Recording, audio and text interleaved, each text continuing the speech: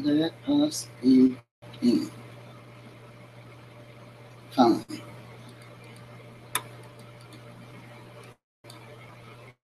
Okay, let's begin African medicine.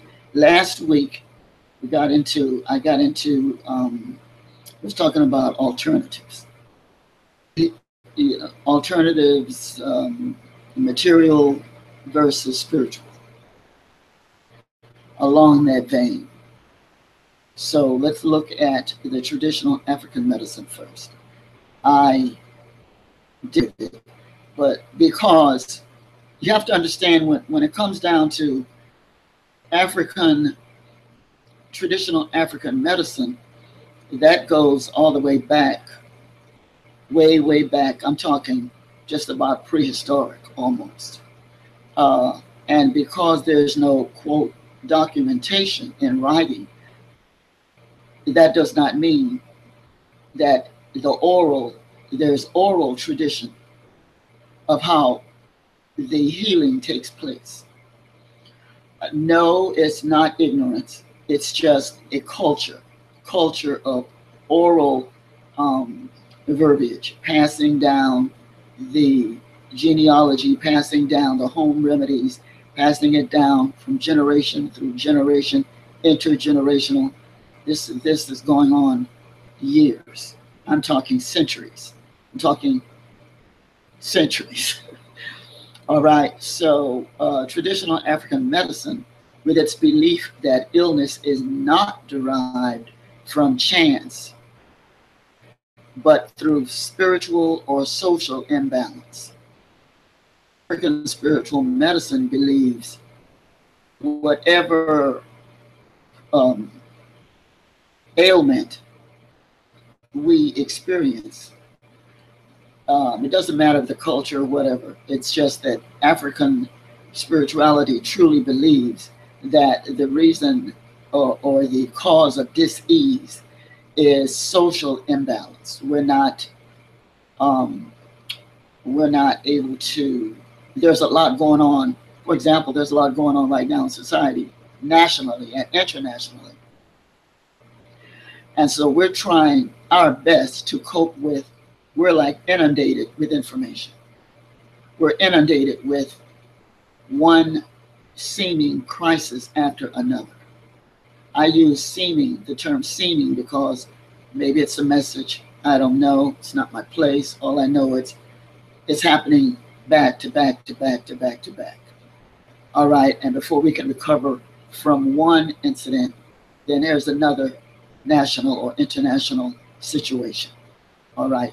So it's about coping, which is why I began the treatment prayer with, I began the lesson or episode with a treatment prayer of coping skills, how to cope, the importance of coping.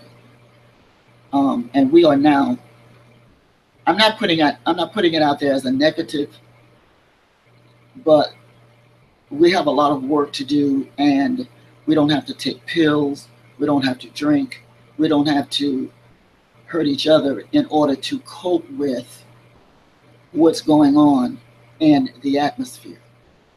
I, however, have a belief system as to what's going on. It's just my belief system, for whatever it's worth. Let us say, for example, that the pollution of the air, with the elements that are polluting the air, and the consistent pollution of the air. Well, I don't know where the negative elements, the pollutant air, I don't know where it goes. Air usually travels up, but then maybe it doesn't, I don't know. But my thing is, we are absorbing and we are inhaling pollutants. And my thing is, my belief is, because I feel and I believe that we are inhaling pollutants, that our brain makes 5 main chemicals: adrenaline, epinephrine, norepinephrine, serotonin, and there's one more.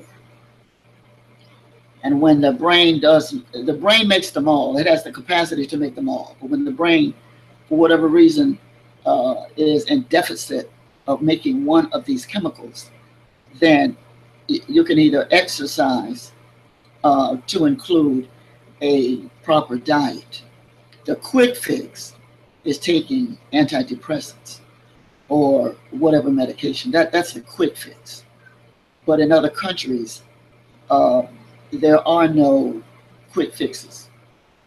All right, so to deal with social imbalances or any other imbalance, then they rely upon meditation, exercise, and proper nutrition. My thing is, because we inhale a lot of pollutants, that may very well be the reason why there's so much discord, disharmony, dis-ease. That may very well be why there is so much expressions, violence, negative energy expressed as evidenced by violence. All right. So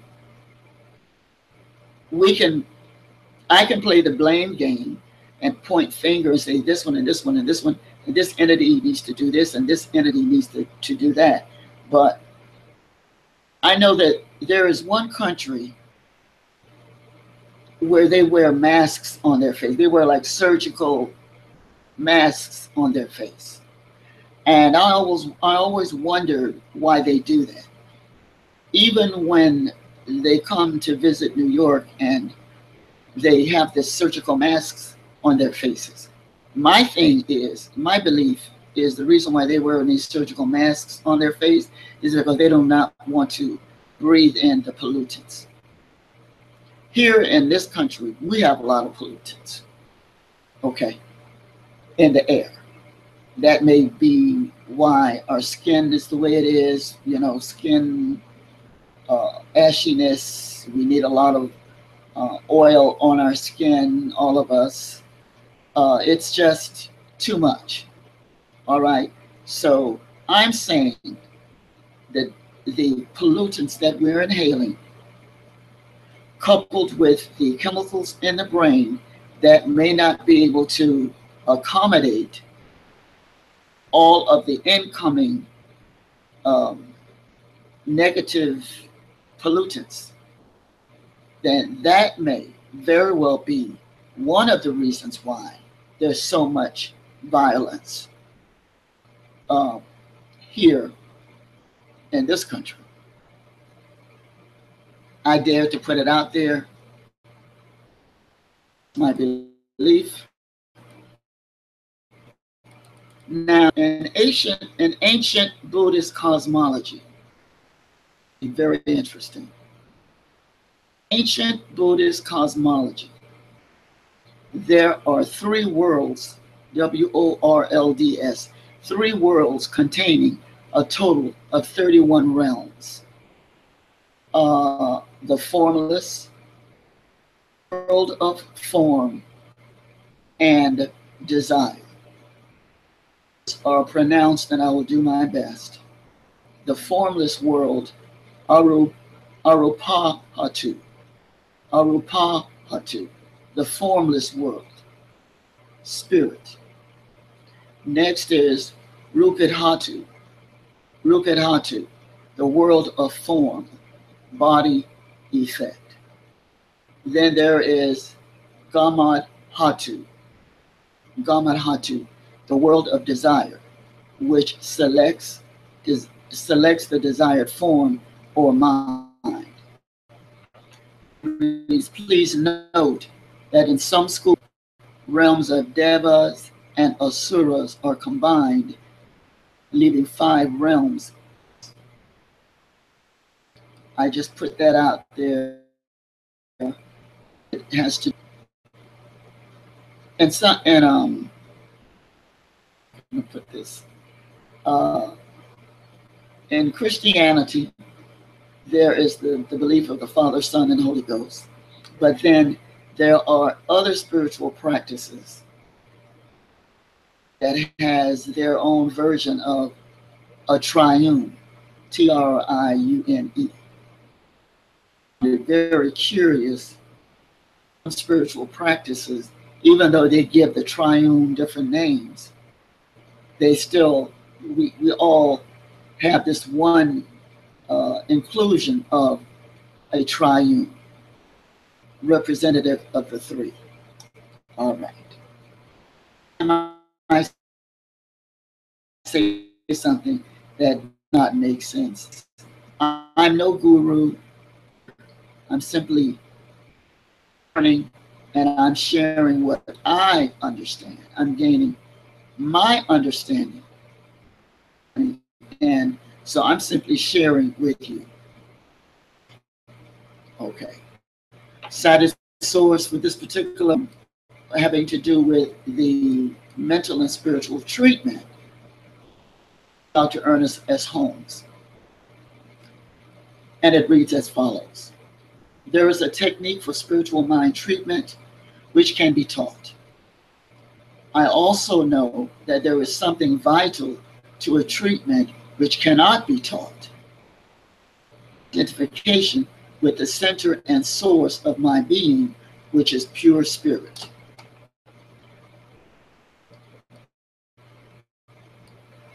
And then he says, this I must find for myself through continuous awareness of the presence that surrounds and indwells me. The presence there. Then I have the word intention. Then he says, I make conscious use of the principle for a definite purpose. Then I have recognition. His quotations are, he moves on further to say, ground that action in a deep inner perception and conviction of the spiritual truth, capital T, spiritual truth about myself and any condition related to the treatment. A perception of wholeness is the consciousness of healing. If we are to become whole, still reading from Dr. Ernest Holmes, if we are to become whole, W-H-O-L-E, it must be through the perception of wholeness. The mold, M-O-L-D, the mold which we create with the intellect is necessary, but the realization, that which catches fire from heaven, must be like heaven. The mold which we create with the intellect, but the realization which relates, that catches fire from heaven, must be like heaven. In other words, from itself. Itself.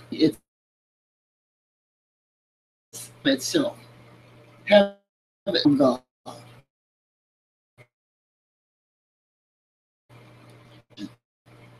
It makes itself, okay? So it catches fire from heaven, and it can only find present. Ernest Holmes also says, first two stages of treatment and unification form an entrance, allow my perception of wholeness, L-E-N-E-S-S. I allow my perception of wholeness to shine, enlightening every word I think, speak, or write.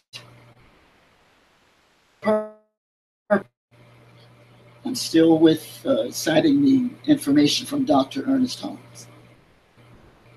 Before beginning, he says, I carefully formulate the purpose of my treatment.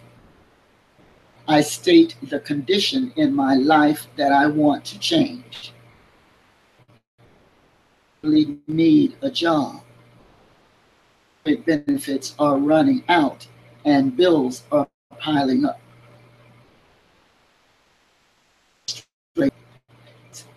Then I state the changed condition that I expect as a result of the treatment. A new job is now mine. It's my financial needs with substance to share and to spare. Again, a new job is now mine, M-I-N-E, mine, which meets my financial needs and substance with substance to share and to spare, and offers room and contribution. Contribution is the expectation to pay bills. Intention is to contribute. Contribution. This statement is the purpose of my treatment. In clarifying the purpose in my treatment, this is Dr. Ernest Holmes. In clarifying the purpose before I begin my treatment, I am creating a action or a theme for my treatment upon which the realization step will eventually, the basic foundation of action or the theme on which the realization step will eventually be based. So the realization is based upon the course of action, which is based upon clarification of the purpose of the treatment. Okay. Recognition. God is all there is. I'm still with Dr. Ernest Holmes. Where did I get this from? You may want to go in and read it. Where I got this from? Ernest Holmes' work, but I Centers for Spiritual Living / Santa Rosa, S-A-N-T-A, next word, R-O-S-A. Their center's website has Holmes' authenticated treatment. Number one, capital G-O-D, God is all there is. This is what he says. He says, in my own words, I describe divinity. I use words that express the oneness, the allness, the wholeness of God. I express conviction is all there is. There's nothing anywhere but God. There is no spot, no situation where God is not, because God is all there is. All inclusive is the infinite love that rules the universe through the law of its being, self-thought contemplation. Or philosophy that God created God. God created itself through thought. Very interesting reading. So through the law of its being. So he has a suggestion. Ernest Holmes. Avoid using statements. Instead, use big picture words and phrases that describe the presence and power of divinity that is in, under, over, around, and through all that is. Do not use I. Do not use the word I. Only state what God is to you. What is God to you? What is higher power, source, infinite mind, spirit parent, divine energy, beauty way, the way, truth, and life? What is it to you as an individual basis? Why? Because the first step of this is becoming comfortable or It's about becoming comfortable with what you feel God is to you. It's personal. In other words, God is personal. What is we ought to be personal with God. Okay, it is about developing an intimate relationship with God. All right, so it's important that we or you or I, what God is, recognizing what God is to me, visual base. Okay, unification. I am one with God. There is a God of my understanding. I'm one with it. In my own words, I describe my relation to this everywhere present divinity in terms of with it. I state ideas that express inseparably one with the infinite presence and power. I may express my deep conviction that God in me is me. Again, I may express deep conviction that I know that God in me. I'm representing as me, that I am made of the same God stuff, a whole, perfect, and complete child of God. This is who I am, and I believe it's just me. This is who I am. This is the truth, capital T. This is the capital truth about me. Dr. Holmes has a suggestion. Use I statements.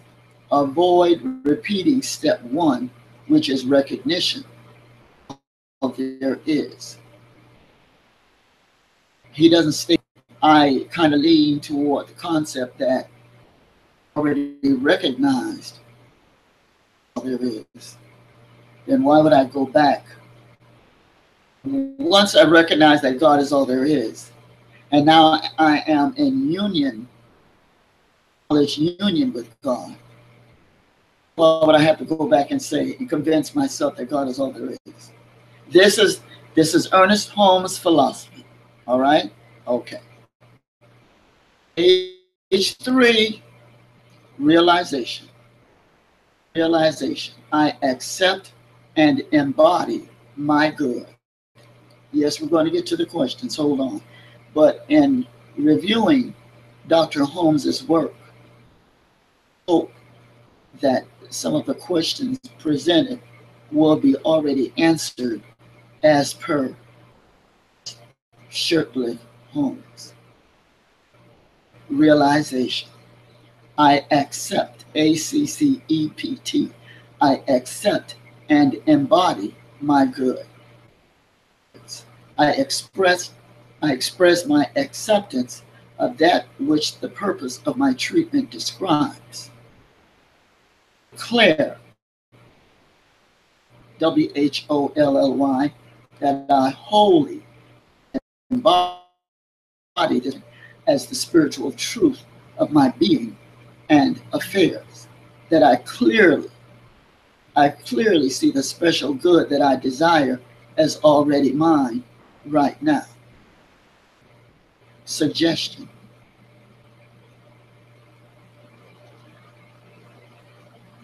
Well, I want to say this again, that I clearly, it is very important for us to see, I clearly see, okay, that the special good that I desire is already mine right now. My entire being is open and ready to receive this good that is already mine right now. Suggestion. Use words that reflect a deep feeling of acceptance. accept that the good that you are seeking, that you're asking for, is already here right now, making its way to me. My good is making its way to me. I am attracting my good by my words. There is power in my words. Accepting the fact that, accepting the truth that there is one power, there's one presence, and it provides all. Okay? You could call it Mother Nature, whatever. Okay? Use words that reflect a deep feeling of acceptance. For example, quote, and fully realize that the good I desire is already mine, of who I am, God's perfect child, a spiritual being right now, right where I am right now. I am one with all the abundance and energy of the universe. I wholly, WHOLLY, which means wholeness.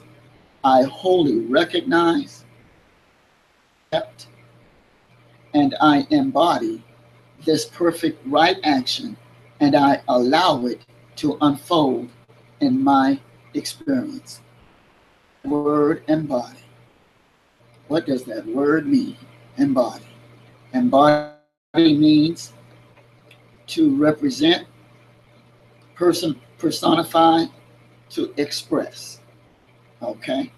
And so I express, I recognize, I accept, and I express this perfect right action, and I allow it to unfold in my experience. Number 4, stage 4, Thanksgiving. I give thanks. In my own words, I express my thankfulness for this realization of good, capital G, of good in my being, and for what I have now realized, and for the good that is taking form in my experience right now. Suggestion. This is just a suggestion from Dr. Holmes. This stage is an outpouring of my attitude of gratitude for this new awareness of my thankfulness for this realization of good in my being and affairs. He has another suggestion. Avoid expressing thanks to God in any form. Instead, celebrate your new awareness. Avoid restating steps 1 through 3. Avoid recognizing that God is all there is, because you've done it already. I am to avoid unification. I am one with God, because I've done it already. I am to avoid realization. I accept and embody my good. I've done it already. There's something that Bales said, something to the effect of, don't keep repeating it, because if you have to keep repeating it, then that means that you're not sure. You're wavering. Your faith and your confidence is wavering. So I mean, based upon what Bales said, and what I'm gleaning from Bales, work on one stage at a time in my treatment, when I'm working on learning how to, when I'm studying treatments, okay, work on one stage at a time. Stage 5 is release. I let go and I let God. In some circles, it's called elimination. It's called renunciation. Any way you look at it, it's faith. It's a faith-based. Now, over to a power that I say I believe in, that I have been boasting about. I say I believe in this power. So now, release, let go. He says, still with Dr. Holmes, in my own language, I bring this spiritual mind treatment to a close by using words that I prove I have released it to the action of the law, capital L, law. It is an affirmation of trust and confidence. Law of mind is at work. The law of mind is at work. What is the law of mind? Obedient servant is at work. Important that this release be total, not 99.99999. As the young folks say today, 100. Your, my, our, and we, our release must be 100. Okay? Treat again tomorrow for the same good. Treatment is a spiritual entity, and as such is being released into the law. This, so even though we may treat tomorrow for the very same issue, we may treat again for the same good. Right now, it's all about remaining in the here and now. In the here and now. Right now, in this right now moment. Suggestion, he says. Let the focal point of this step be on letting go, trust, and surrender. Avoid restating steps 1 through 4. In other words, power flows to the focus of attention. And the focus of attention is on letting go, trust, and surrender. So far, are there any questions? Comments?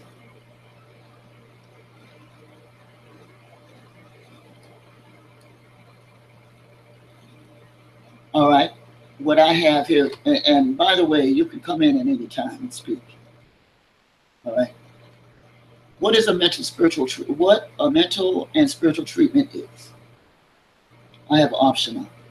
A mental or spiritual treatment is definite mental work which expresses conditions according to our desires. It does not take into consideration things as they appear to be, but thinks in creative mind the conditions as we want it to be, which is why it's called creative. It creates. All right. Our mind is creative. We're always thinking. We're always creating in the mind. Okay. So the more specific our treatment, the more positive will be our result.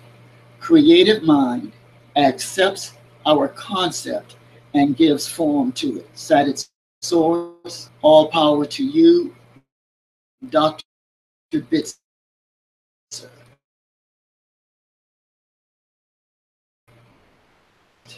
The 7 R's of mental spiritual treatment. This one stumped me. Would you believe? So I will just present what I have.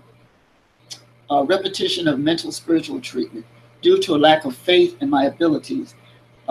Then the practitioner's part. What is the practitioner's? Let me go back.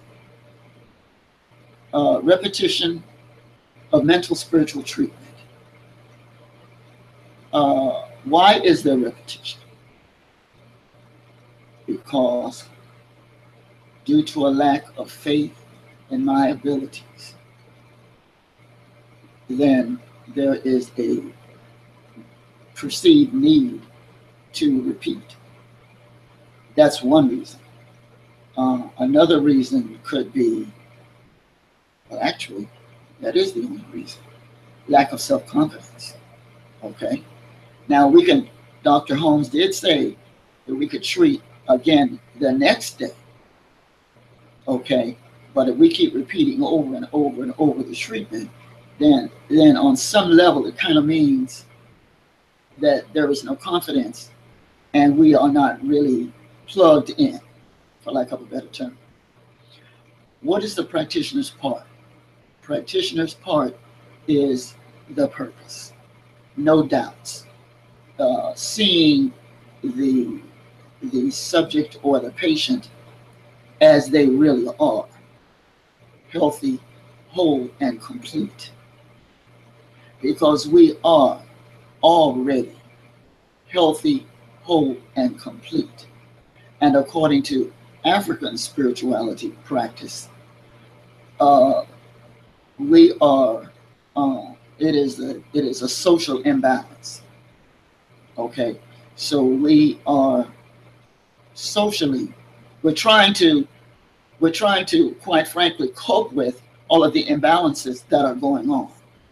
Okay, and I don't know about anybody else, but I've been treating and praying and treating and praying because I refuse to absorb. I refuse to be of the world.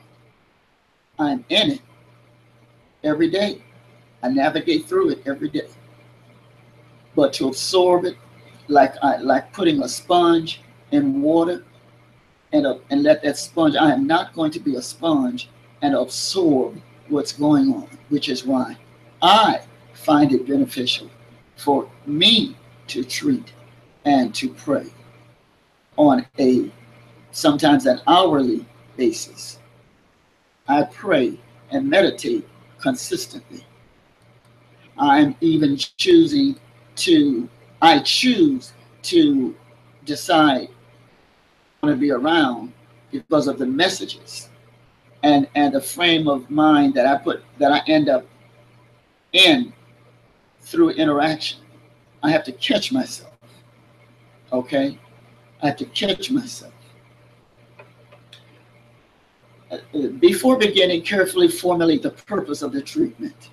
First, still with Dr. Holmes, I state the condition in my life that I want to change.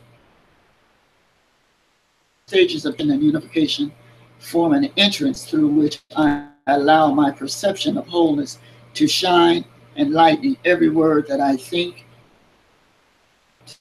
Special points for consideration. The reader, now we're into Dr. Bales's book, Your Mind Can Heal You. Now we're into that book. The reader who wants to learn the technique of giving a mental spiritual treatment so it becomes automatic will think through the purpose of each of the 7 R's and will note the natural logical order of the steps. So now we heard initially Dr. Mentor. Now we're hearing from Dr. Bales. Why is it important? Number one, why is it important that we relax physically and mentally before and during a mental spiritual treatment? We've got 8 minutes. And I, in my own words, put with a question mark. Maybe if the student has grasped all that has been said on the subject of spirit and matter, she will see that in mental treatment, time and space count for nothing, because the whole action takes place on a plane where these conditions do not reach. And it is therefore quite immaterial whether the patient be in the immediate presence of the healer or in a distant country. Under these circumstances, it is found by experience that one of the most effectual modes of mental healing is by treating during sleep. Why? Because then the patient's whole system is naturally in a state of relaxation, which prevents her or him from offering any conscious opposition to the treatment. What is it we are recognizing during a mental spiritual treatment, and why? What we're recognizing is a power greater than the patient and the practitioner and the issue. Okay. Which relationship do we place focus on during a mental spiritual treatment? What I have here is power flows through the focus of attention. The focus of attention is on letting go, trust, and surrender. I have from and acceptance of limitations is where doubts come from. General and or generational or intergenerational superstitions such as I can't, we can't, lack of faith in one's ability, being told don't try, you will make a fool of yourself. I heard a lot of that one. It is the coming, I heard a lot of don't try to make a fool of yourself, especially when I got into broadcasting and what have you. I was just like, don't even bother. But I believed I could, and so here I am. Next sentence. It is the coming to believe in a power of faith in a greater power. That is where doubts come from. Either you believe in a higher power and all that comes with it, or you don't believe in a higher power. But you can't have it both ways. You can't say, I believe in a higher power, then you start doubting. Isn't that insulting? 5 minutes. Getting rid of doubts. I say yes. It may not be the word for word verbatim method that Bales and Holmes is using, but a method of getting rid of doubts for me would be affirmations. Okay? Affirmations such as spirit is more powerful than dis-ease, financial challenges, or relationship issues. I don't know if you can see this. I don't know if you can see this. Wait a minute. Let me turn it over here.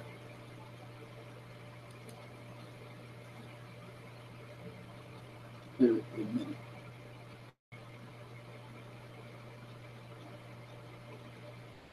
What I'm trying to do is put it where they could see it. Isn't it something? But anyway, spirit is more powerful than any dis-ease, financial challenges, or relationship issues. There it is. Okay? Spirit is more powerful than any dis-ease, financial challenges, or relationship issues. That's my affirmation. Why? Because God is all there is. Whatever God you believe in, anything else is contrived. What is truth? What is truth? We got 3 minutes. What is truth? Every thought reveals truth. In the perfect treatment, we are completely conscious of our oneness with the God principle and know that every phase of our thinking is unified with the God mind. Do not energize or feed false beliefs. Please don't do that. Please don't do that. Many people are fascinated or happy into accepting limitations. Accept relieve the persons from responsibility. Practicing the art of blaming others for their shortcomings. Let the truth about yourself reveal itself to you.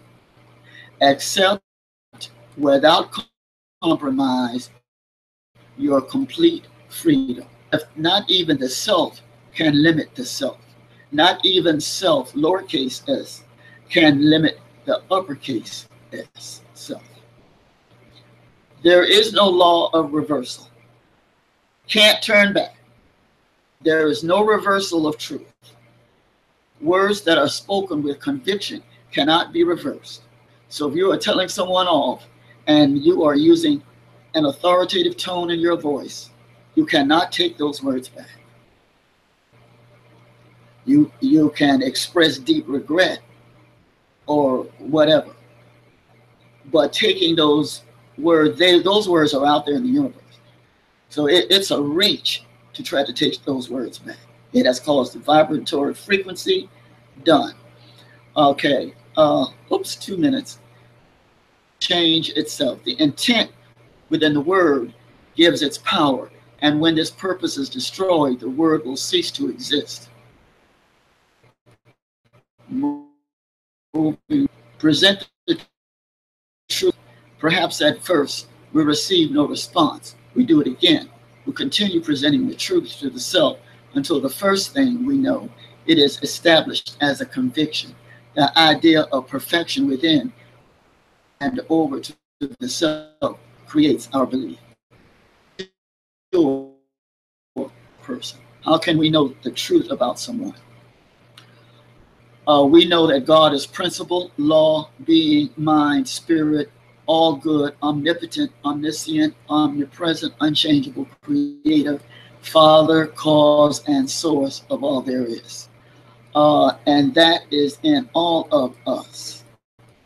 So when you're treating someone, that forget about anything else and keep focused on God.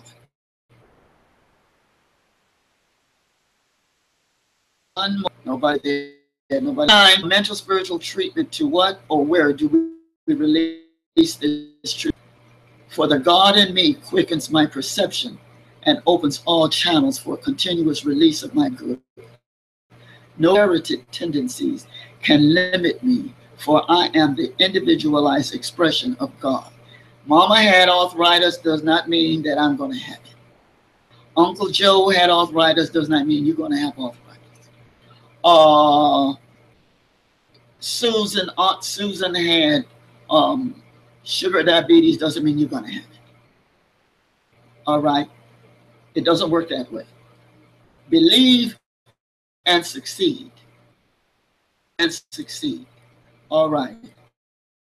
Treatment prayer if you want to go, okay? But I have a treatment prayer, and it's for mercy. Mercy.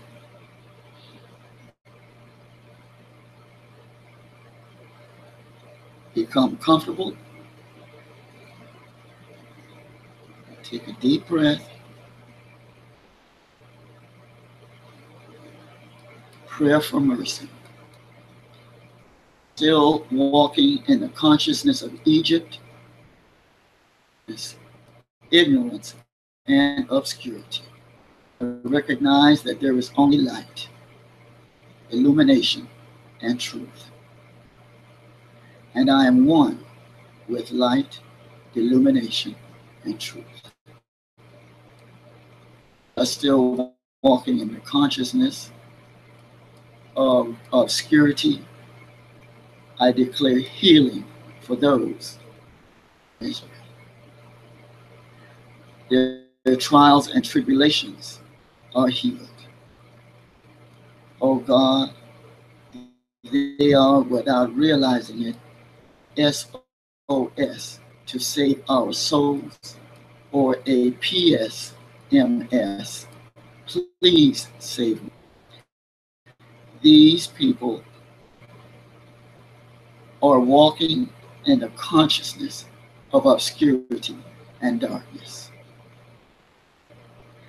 And we all need light, desperately seeking the light. Please shine more light down here on us, please.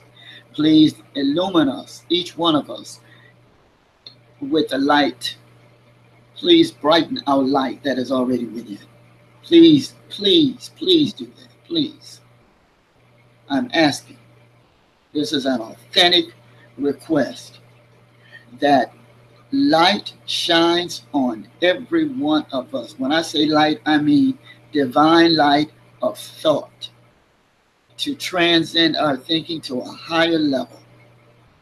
Those that are in the dark, thinking of negativity, please, please give them light. Please let them understand, give them the understanding to know that they are much more worthy than what they believe they are. Because if they knew the gifts that they have within, they would not try to hurt themselves. When we hurt each other, we are hurting an aspect of ourselves. Understand that. So we need the light of illumination, knowledge, power. Imagine that we are one with each other. Why? Because we are one with each other.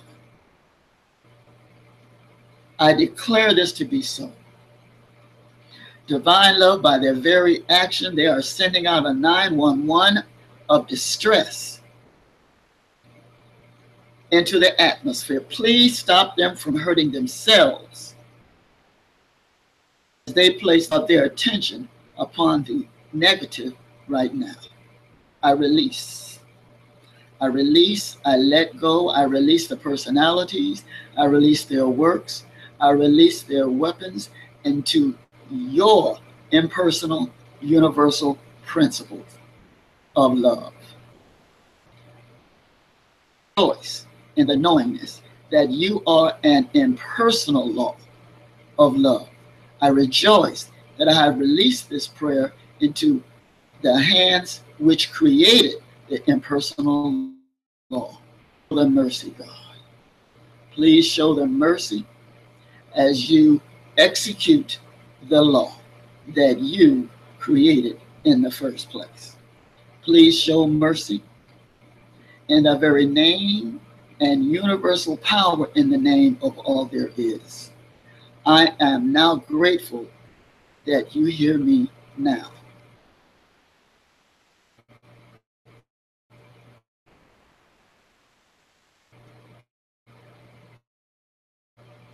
Next week, I have chapter, I have here, why do I have the 7th? How thought causes illness. Oh, wait, I'm sorry, we're in October. Forgive me. Okay, we have how is healing made possible? How? The how of it all. All right? The light of God surrounds us. The love of God enfolds us. The power of God protects us. And the presence of God watches over us. Wherever we are, God is. This is so, and so it is. Namaste. Thank you, and good night. Blessings.